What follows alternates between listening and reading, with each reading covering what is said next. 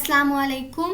Welcome to Medical Globe e-learning. I am Nayab Khalid. Now I will tell you about the guidelines of virology. First of all, we will see the guidelines of basic virology. Basic virology में table जो start में आपको एक दिया गया है, difference between the viruses and the cells, इसको आपने एक दफा रीड आउट करना है.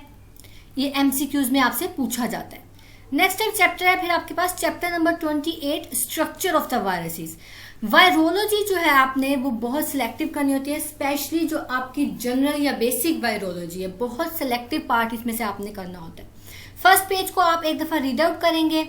वायरल कैप्सिड एंड सिमेट्री को आपने करना है. इसमें जितनी भी डेफिनेशंस है, न्यूक्लियो कैप्सिड, हेलिकल, आइसोसाहेड्रल, ये सारी डेफिनेशंस करनी है आपने, इनको आपने रीड आउट करना है. वायरल न्यूक्लिक एसिड्स को भी आपने रीड आउट करना है.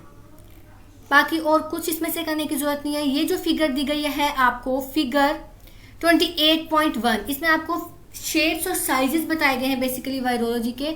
ये आपने शेप्स यहाँ पे नोट डाउन कर लेनी है, क्योंकि ये डायग्राम्स अक्सर आपको ओएसपी में दी जा सकती हैं. इसके अलावा और कुछ नहीं करना आपने इधर से.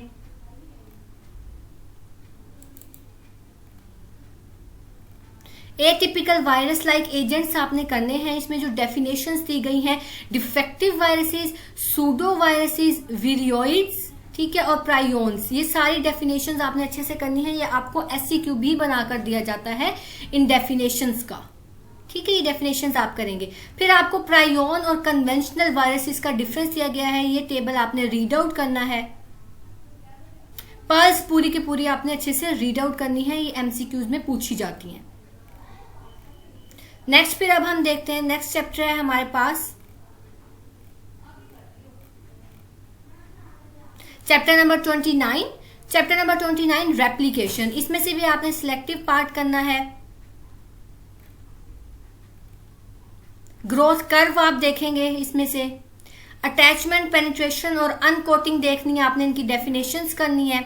इसके अलावा जो आपका टेबल 29.1 दिया गया है, वायरल ग्रोथ साइकिल के स्टेजेस, ये आपका इंपॉर्टेंट है आपके एससीक्यू के लिए. ये आपने पूरा का पूरा एज इट इज लर्न करना है. टेबल 29.1. फिर आपके पास आती है फिगर 29.2. ये आपने ये साइकिल्स ही बेसिकली ग्रोथ साइकिल के ही स्टेप्स दिए गए हैं. यहाँ से आपने एक दफा इसको रीड आउट कर लेना है. इसके अलावा ये आपको ओएसपी में भी दिए जा सकते हैं और इसमें से आपसे एमसीक्यूज मोस्टली पूछे जाते हैं. फिर आती है आपकी फिगर 29.3. इसको भी आपने वायरल सिंथेसिस के मैकेनिज्म को जस्ट एक दफा रीड आउट करना है एमसीक्यूज के लिए.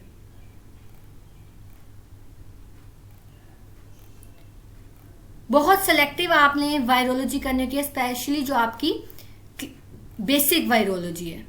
और इस चैप्टर के पल्स आप बहुत अच्छे से करेंगे चैप्टर नंबर 29 के. बाकी इसमें से आपने कुछ भी नहीं करना, ये कुछ भी इंपॉर्टेंट नहीं है, इसमें से कुछ भी नहीं पूछा जाता. पल्स आप करेंगे अच्छे से. ये पूरा का पूरा आपने कट डाउन करना है. ये आपको यहाँ करने की जरूरत नहीं है. लेटेंसी का आपको पता होना चाहिए, लेटेंसी की डेफिनेशन पता होनी चाहिए. पल्स आपने करने हैं सारे के सारे अच्छे से. इसमें से आपसे एमसीक्यूज पूछे जाते हैं. मेडिकल ग्लोब पब्लिकेशंस आपकी खिदमत में पेश करता है प्रोफेशनल एग्जाम से रिलेटेड आपके तमाम मसाइल का हल.